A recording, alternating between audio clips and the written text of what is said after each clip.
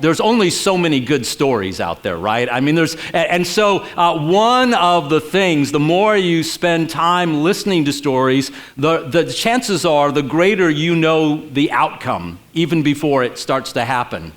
And so as much as I love theater, you may never want to watch a movie with me after this. I'm just warning you, if you sit next to me in a theater, if you go to a movie with me, if you sit and watch one in my house, if you do not like spoilers, do not sit with me. In fact, I've infected my whole family with this. My wife can attest to it. We sit there and we begin to guess. You know what? Well, this is happening, and so I think this person's doing this, and I think this is happening, and we're then competing, which one has the right ending to the story, and the whole time throughout the show, yes, we're talking, see, you already know, you don't want to sit next to me at the movie theater unless you have that same bad habit. We sit and we guess, and the thing is that because we love a good story, there's rarely a surprise ending left.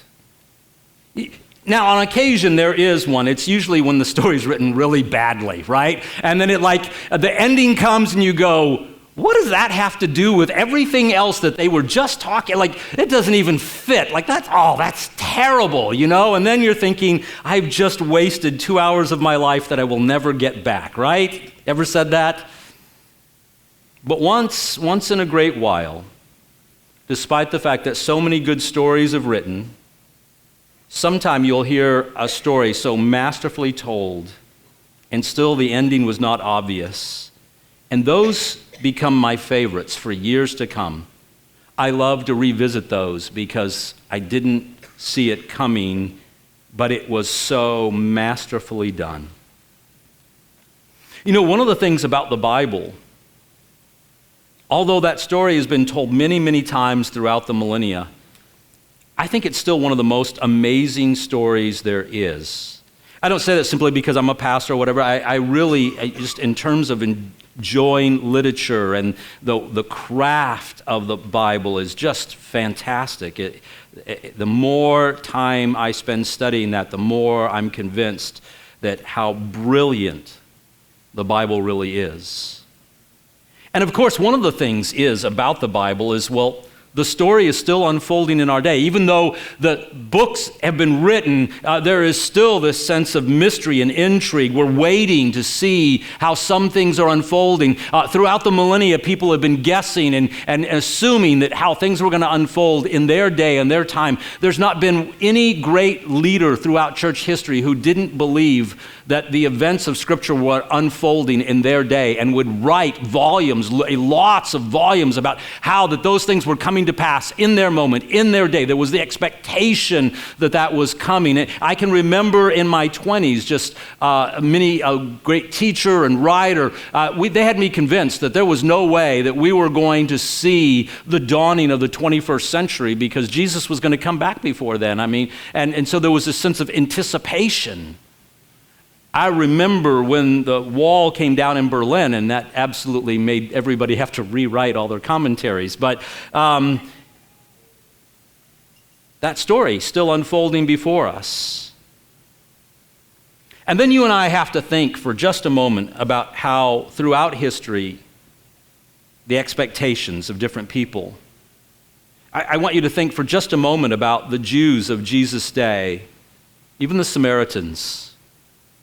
How they thought they knew the story of the Bible and that the story of God's people as being one of a long, long road of suffering that would culminate in the Messiah becoming king and putting an end to the rule and reign of all the other nations. No one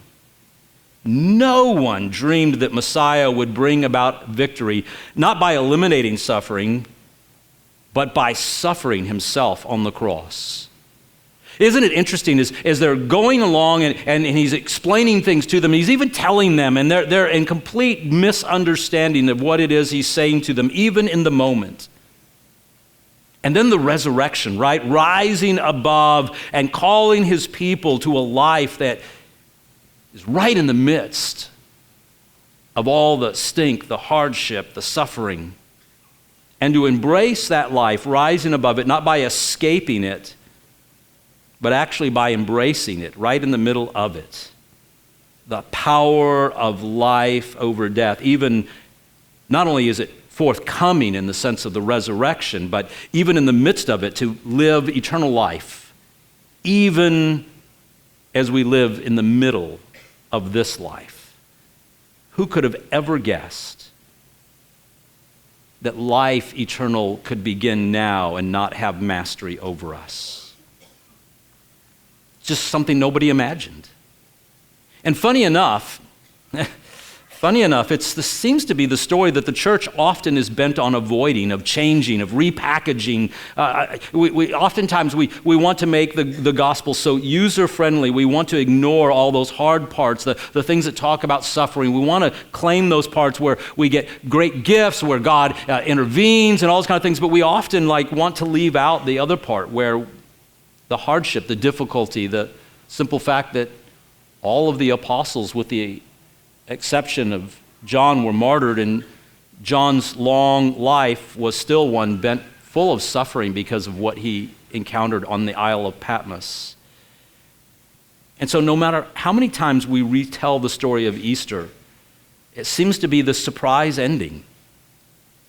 In fact, I would submit that we're still so convinced, like those first century Jews, that Jesus is going to rescue the world in final acts that look more like the power of Rome than the kingdom of God, that many times we still don't know what he's saying to us. Even when our ending doesn't actually fit the bigger story that the Bible is telling us.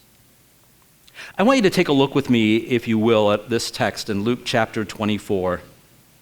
Speaking of surprise endings, it's not what you expect on the resurrection morning. Let's take a look at Luke chapter 24, beginning in verse 1. If you're using a phone or tablet, would you please set that to silent for the sake of those around you? I'm going to read it from the English Standard Version, but please follow along in whatever translation you have in your lap. That's my favorite translation because you're reading it. Luke 24, beginning in verse 1, and we read these words. But on the first day of the week, at early dawn, they went to the tomb, taking the spices that they had prepared. And they found the stone rolled away from the tomb. But when they went in, they did not find the body of Jesus. They were perplexed about this. Behold, two men stood by them in dazzling apparel. I guess that's where we learn to dress up on Easter. And as they were frightened and bowed their faces to the ground, the men said to them, "Why do you seek the living among the dead? He's not here, but has risen. Remember how he told you that while he was still in Galilee, the Son of Man must be delivered into the hands of sinful men and be crucified, and on the third day rise?" And they remembered his words, and returning from the tomb, they told all these things to the 11 and to all the rest. And now it was Mary Magdalene and Joanna and Mary, the mother of James, and the women with them who told these things to the apostles. But their words seemed to them like an idle tale. They did not believe them. But Peter rose and ran to the tomb, stooping and looking in. He saw the linen cloths by themselves and went home, marveling at what had happened. That very day, two of them were going to a village named Emmaus. At about 7 miles from Jerusalem, they were talking with each other about these things that had happened. And while they were talking and discussing together, Jesus himself drew near and went with them. But their eyes were kept from recognizing him. And he said to them, "What is this conversation that you're holding with each other as you walk?" And they stood still and looking sad. Then one of them, named Cleopas, answered him, "Are you the only visitor to Jerusalem who does not know the things that have happened there in these days?" And he said to them, "What things?" I love Jesus. And they said to him, "Concerning Jesus of Nazareth, a man who was a prophet, mighty in deed and word before God and all the people, and how our chief priests and the rulers delivered him up to be condemned to death and crucified him. But we had hoped that he was the one who would redeem Israel. Yes, and besides all of this, it is now the third day since these things happened. Moreover, some of the women of our company amazed us. They were at the tomb early in the morning, and when they did not find his body, they came back saying that they had seen a vision of angels who said that he was alive. Some of them who were with us went to the tomb and found it just as the women had said, but him they did not see. And he said to them, O foolish ones, slow of heart to believe all the prophets have spoken. Was it not necessary that the Christ should suffer these things and enter into his glory, beginning with Moses and all the prophets? Then he interpreted to them all the scriptures and the things concerning himself. And so they drew near to the village which they were going, and he acted as if he were going further. But they urged him strongly, saying, Stay with us, for it is toward evening, and the day is now far spent. So he went in with them. When he was at the table with them, he took the bread and blessed it and broke it and gave it to them. And their eyes were opened, and they recognized him. And he vanished from their sight. And they said to each other, Did not our hearts burn within us while he talked to us on the road, while he opened to us the scriptures? Blessed be the reading of God's holy word.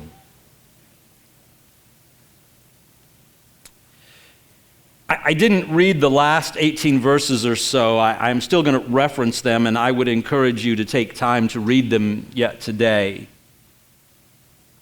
But I think you get enough of the context to follow me, and I don't have to read 18 more verses to you. But chances are, if you're here today, you've heard the story of the resurrection before. Maybe a few have not, but I'm assuming that most of the people here probably have heard it. Maybe a short redacted form, but if you have not, then well, congratulations. You are actually ahead of the curve today because you don't have all the baggage that the rest of us have. See, it makes perfect sense when you're reading it for the very first time. You're just as surprised as the disciples that went to the tomb. You're just as surprised as the people walking along the road to Emmaus. But as church people, I know for myself, it's easy to mentally run ahead of the witnesses, right? As I'm reading the story, I'm already filling in the blanks. I'm already there. I already know the story. And so it's easy to just kind of run ahead and not really listen to what's happening because we know the story. It's just like me sitting there ruining the movie, because I've heard the story so many times. You just know how it's going to end. But I want you to challenge your assumption about a few things this morning, to bring the text more alive and to keep us from doing what the scribes and the priests did, that is rejecting what God is doing because we're so attached to our theology that we miss God. Hello? Keep in mind that as the disciples were headed to the tomb that morning to prepare the body of Jesus, that for the past few weeks, Jesus had repeatedly told them that he would suffer and die. Remember, in the conversation between Jesus and Peter, and he's telling them, and Peter's like, no, may it never be. And then he gets called Satan, which has got to be the worst day of your life for anybody to be called Satan by Jesus, but especially a guy like Peter, right? I mean, just let that kind of sink in for just a moment. I mean, there was such a deep sense of rejection of everything that they had heard. This just can't be. It's not the way it's supposed to happen. And yet it was happening. And yet it was unfolding. And yet there was so much for them to learn and to capture in that moment. There were so many things being referenced from the scriptures that should have unfolded those things for them, and yet they just couldn't see it for looking because they knew how it was supposed to end. It's not that Jesus never told them. It's that they just had their theology, their expectations of Messiah, and a worldview that made it nearly impossible to actually hear what Jesus was saying to them. That part about worldview, I think, is one of the most difficult parts. See, as they came up on the tomb, I promise you, nobody was thinking about resurrection. In fact, it seems that the only people that are remotely aware that Jesus was talking about being raised from the dead 3 days later were the Jewish leaders, right, who requested that a Roman guard be posted to watch his tomb. And even still, they assumed that Jesus was not actually going to leave the tomb. They just wanted the tomb guarded to prove that he wasn't raised. And why was that? Why was that? Because their assumptions were nobody is raised from the dead. Nobody. And why is that? Well, just think to yourself for a moment. When was the last time you saw anyone raised from the dead? When was the last time you saw anyone raised from the dead? It's one of the things that is the most challenging as you and I read the scriptures, right? That we live in a very materialistic world where we see everything, it has to be just so, it has to be empirical. And when things aren't substantive, when we hear people even tell us stories of faith that are hard for us to grasp or whatever, oftentimes we just reject those things out of hand in that moment because we live in a very secularized worldview. We live in the West, and so everything is empirical, everything is scientific evidence. If we can't touch it, taste it, feel it, sense it, we can't take it in through our five senses. Though we read it and though we say we have faith, often the truth is that deep inside our greatest faith is actually in the things that we can smell, hear, see, taste, and touch. I believe in the power of the resurrection, don't you? I mean, that's why you're gathered here, right? I mean, unless someone just dragged you along today, and if someone just dragged you along today, well, I'm glad you're here. I really am. Thank you for coming. But the truth is that you and I, although we believe in the power of the resurrection, I believe in the general bodily resurrection of the dead on the day of judgment. I believe it's so, but can I remind you of something? The Pharisees did too. Right? I mean, that's even one of Paul's arguments, how he pits the Sadducees against the others in that moment. He tells them this story and he goes, hey, listen, I am on trial here because of my belief in the resurrection. And then everybody starts fighting because there's like two camps. If you are in the camp like the Samaritans or like the Sadducees and you only believe in the first $5, you don't know about the resurrection. You've never heard the prophets talk about that, and so you don't have any concept of that. But the Pharisees, they had read the prophets. They knew that, and so there was this disagreement that rose up in that moment. Pharisees believed in the resurrection. Sadducees did not. That's why they're sad, you see. Okay, I'm only kidding, but I bet you'll never forget that. My point is simply this, is that while the disciples believed in the resurrection, just as the Pharisees did, because that's what the scriptures teach, that's what the Old Testament teaches, they still didn't expect it. Because just like us, they lived in a world where the dead generally stayed dead. Right? I mean, that is the majority view in this room. There might be somebody who is the exception. You've been somewhere where the dead was raised, but chances are, everyone in this room, when someone dies, they stayed dead. The only exception in the contemporary mind is this. We have a great fascination with ghosts, right? I mean, and so we have a haunted house just down the street. People travel from all over to come to our haunted houses here in Brooksville and things like that. We don't generally have a lot of real, hard sciences that we believe in ghosts, although you can apparently at some universities get a degree in that. So,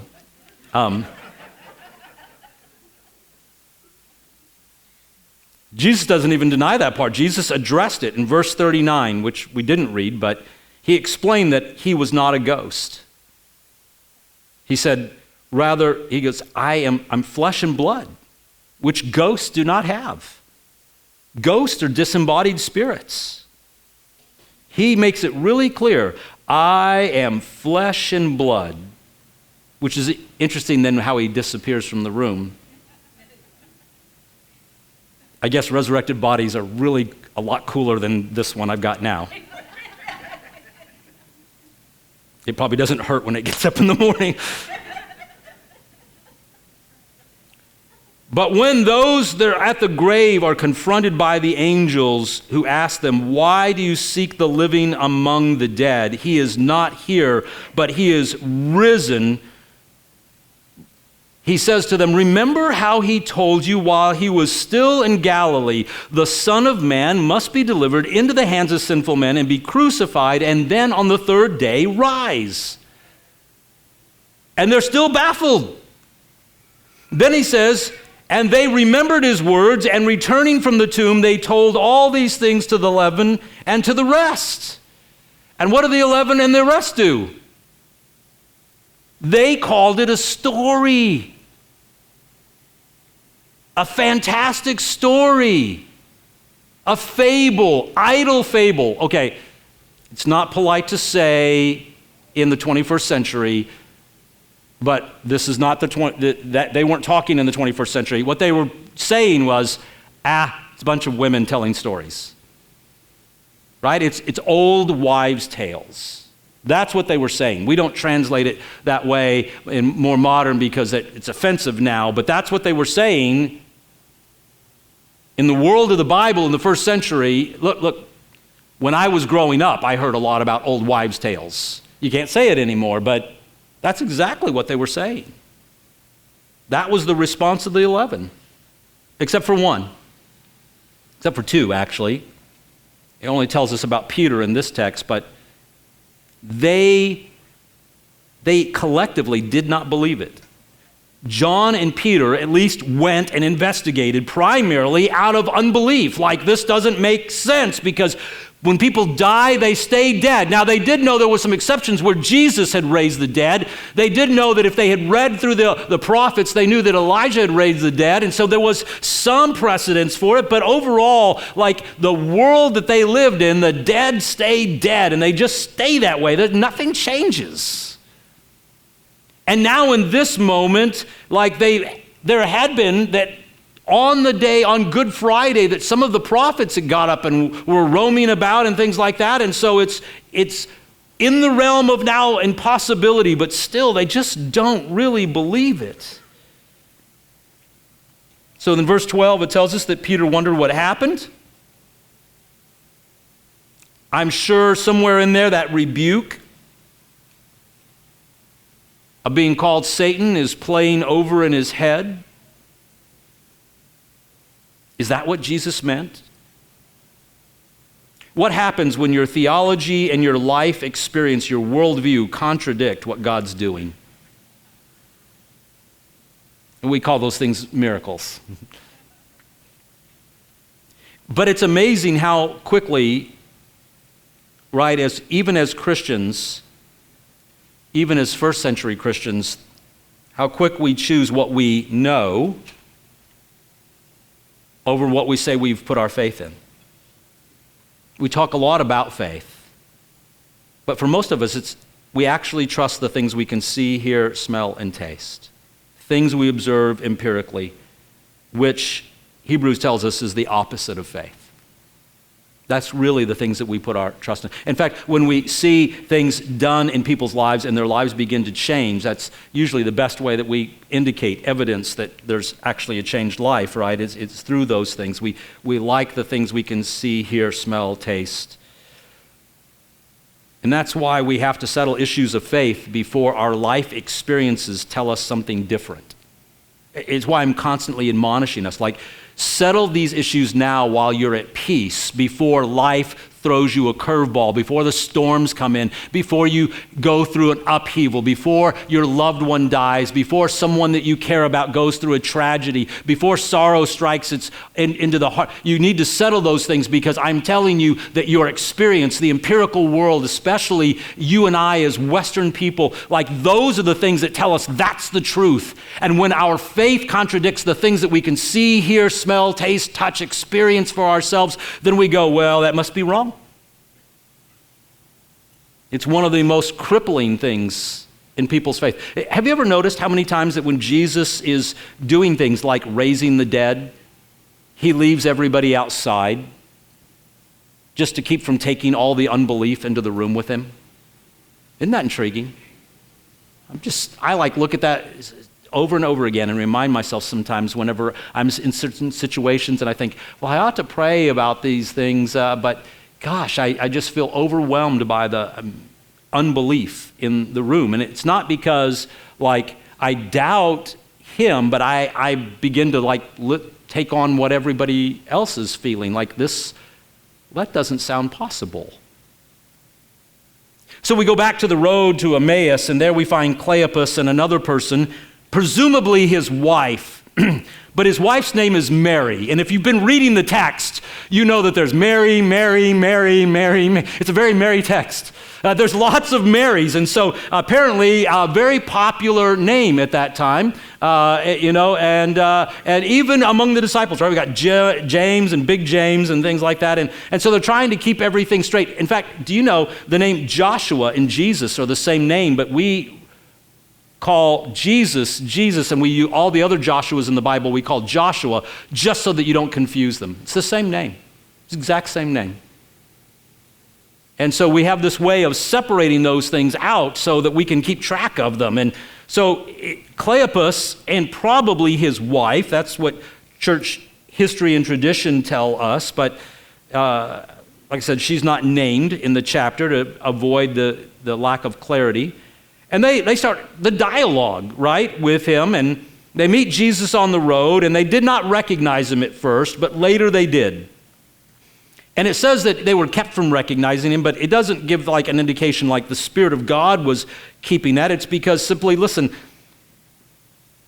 he's in his resurrected body. Now, I don't know if the resurrected body looked a little different, a little fresher, one would hope. That seems to contradict what happens later right there in the text, because they do recognize him. I think it goes back to what I said to begin with. When was the last time you saw a resurrection? It was so out of their purview of possibility. And while it's true that Jesus had raised the dead and was when he was alive, no one is thinking that Jesus is going to raise himself when he's already dead. And even still, there's this, in those few instances, like I said, a lot of times people weren't included. They just saw the after effect. So I believe they didn't recognize him simply because, even though they had heard the news of the resurrection, they still didn't believe it. It defied their theology and it defied their experience. And then listen to the words that they speak to Jesus. What did they tell the stranger on the road? They said, Jesus was the Messiah. No, they didn't. They still weren't calling Jesus Messiah. Let that sink into you for just a moment. Because as Christians, we just kind of read in. No, they called Jesus the prophet of Nazareth, who was mighty in word and deed. But by his death, they had already ruled out that he was the Messiah. They came to a conclusion. We thought he was going to be the Messiah, but clearly he's not, because he has died, because they were able to crucify him. That proved in their minds, he's not Messiah. The very thing that you and I oftentimes will say to people, well, this is the proof that Jesus is the Son of God because of his death, no, because of his resurrection, right? It's because he overcomes. But at that moment, they're thinking to themselves, he is not the Messiah. He's dead. He didn't overthrow Rome, he was crushed by Rome. That's what they think. So then we look there at verse 21 and we said, we had hoped that he was the one to redeem Israel. Yes, and besides all this, now it's the third day since these things have happened. Moreover, some of the women of our company have amazed us. They were at the tomb early in the morning. They didn't find his body. They came back saying that they'd seen visions of angels and that he was alive. Some went to see, but nobody saw his body. Like, we did not see it for ourselves, so it didn't happen, right? Remember, read between the lines. So much of the story is between the lines, isn't it? All the shadowing and the unveiling of things. And so they're telling Jesus they don't believe it because they didn't see it. What did we say the definition of faith is? Hebrews 11:1. Faith is the substance of things not seen. When Thomas is saying, let me poke my hands in this hands and in his side, and Jesus says to him, blessed are those who have not seen. Why? Because yours isn't faith, Thomas. You believe because you saw. Faith is the things that when we hope in the things that we haven't seen yet, the things that we haven't received yet, when those prophets of old were looking forward to the day and hoping, longing for the day that Messiah would come, they were putting their hope in something they did not fully understand, something they had not seen, and it said that they went to their grave in faith, waiting. Some of us here today may yet lay our heads down without seeing the final return. On the other hand, everybody here might see his final return. We don't know. He's pretty specific that you're not going to know.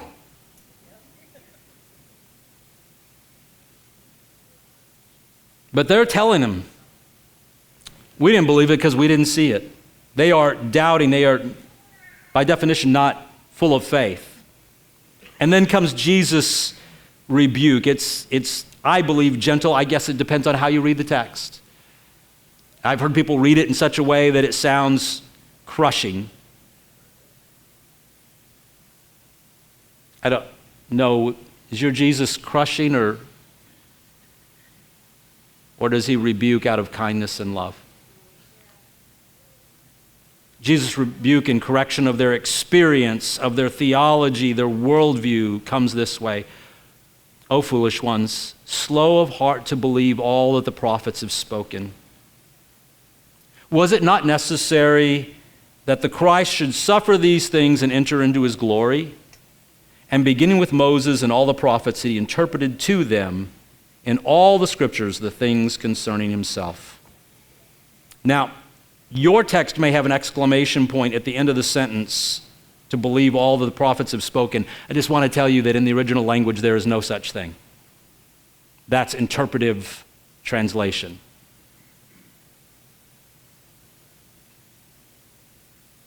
Slow of heart to believe all that the prophets have spoken, and beginning with Moses, right, with the first 5 books, and all the prophets, he interpreted to them all these things in the scriptures concerning himself.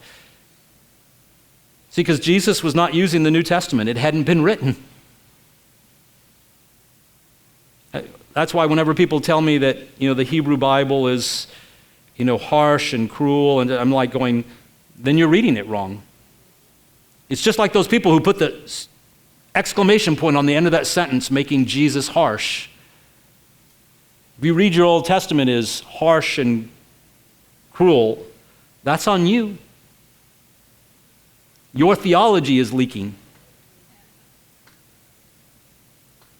He was teaching him what the Hebrew Bible said about Messiah, all those wonderful, powerful verses about God's mercy, about what the Messiah was going to do, about the forgiveness of sins, that Yahweh was coming to redeem his people. And everything about Messiah was taught to them from the Hebrew Bible, what we commonly call the Old Testament. And he's laying this picture out, and they are eating it up. They're like, wow, this stuff is great. Why?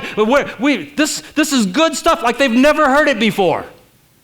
He's been with them for 3 years. Anybody here been walking with Jesus longer than 3 years and still discovering things? Before we look down on them, right? Before we go, well, gosh, they're awfully dense. Don't do that unless you're reading the Bible in front of your own mirror, right? So, and so they're hearing this stuff and they're eating it up like for the very first time. And so they urged him, stay with us. We want more. We want to know what you're talking about. We want to hear more of this. I mean, don't go on. Stay with us. Break bread. Now watch this. This is so good. This is so good. In Genesis chapter 3, verse 7, do you remember what happens in Genesis 3, verse 7? If you're new to the Bible, you won't remember it. So here's, kind of a little surprise maybe for you. In Genesis chapter 3, verse 7, Adam and Eve are in the garden, and they ate of the tree of the knowledge of good and evil. And it says, and their eyes were opened. They ate, and their eyes were opened. And that's when they realized they were naked. Luke 24:31 says, and the moment that they broke the bread and they ate, their eyes were opened. You know what he's saying to us? He's saying, the curse is broken. Death is defeated. That on Genesis chapter 3, the curse came into the world. Death came into the world the moment they ate that fruit, and the moment their eyes were opened, they were brought into death. They were brought into darkness. They were taken away from the very presence of God, and now their eyes are closed, and he breaks the bread, and they partake of that bread, and their eyes are open. The curse, death is defeated. That's what he's telling you. Death is defeated. And if you aren't applauding, you're not getting the passage. He's saying right then and there. Right then and there. Death is defeated. And their eyes are opened and they recognize that Jesus is back from the dead. They saw him for who he was, the resurrected King who defeated sin and death and broke the curse. Gosh, wish I was a good preacher. This is good stuff.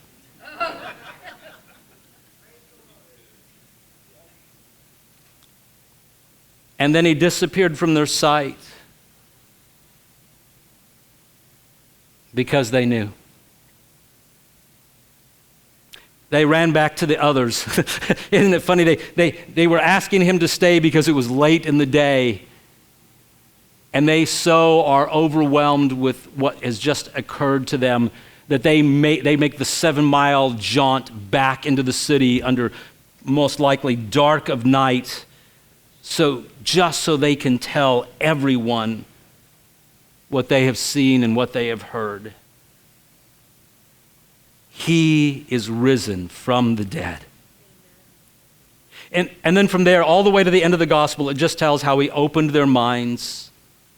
Just encounter after encounter, how he opened their minds to understand those Hebrew scriptures, how they told the story of who he is and what he is doing.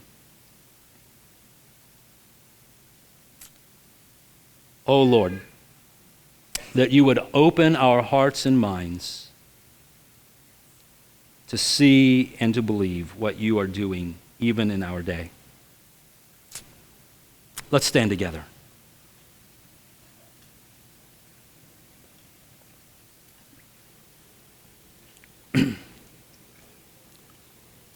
I don't know if you know what the word Easter actually means.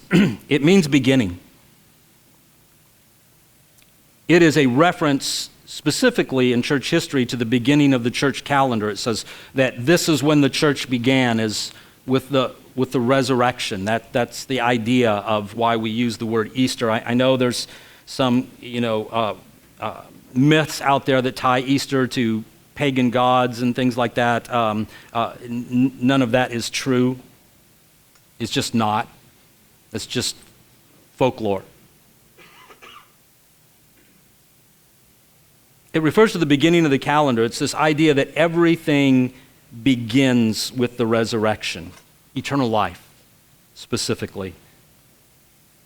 But I think in many ways it should remind us that from the very beginning, from Moses in Genesis all the way through the holy prophets and apostles that God has had a plan. See, here's the thing. God is the author. He's not taken by surprise. So even though we begin all the way back there in Genesis and we're reading the story and we have some clues, we've even maybe been raised with a theology that goes back and shows us how some of those things are there in the Old Testament, and we're reading and we can begin to see the story unfold to some degree. The truth is that we're all still in somewhat a sense of anticipation, wondering how the final chapters will be written. Some of us think we already know, and God bless you for that, but I will be one to confess I don't know. I see a number of things that give me indications, and certainly I put my hope in the resurrection. But the reality is that from the very beginning, Ephesians 1 tells us that even before the foundation of the earth was made, that he purposed us in Christ Jesus. It's always been his desire to redeem us. It's the story that was always being told. It was the one that he told through Israel. It's the one he told through the apostles. It's the one he wants to tell through you and I to the whole world, of his great intent to reconcile things, to make all things new. Romans 8 even tells us that the whole earth is groaning, longing for that day when this will be revealed, that all of creation longs for him to take his rightful place enthroned on the heavens, and for every knee to bow and every tongue to confess. All of creation longs for that day. And so we are longing for that day. But from this perspective, sometimes when you and I are in the midst of living life and trials and struggles and difficulties and pandemics and political conflagration, people arguing and everything else, and we can just take our eyes and we put it all on these other things, and we absolutely forget the power of God to transform societies, the power of God to transform life, to bring hope and healing into people's lives. We believe, do we not, in the transformative power of the gospel. And yet, with these eyes, with these ears, I take in so much from the world that tells me that we are losing ground, that we are failing. And that can become overwhelming. It can become very disappointing.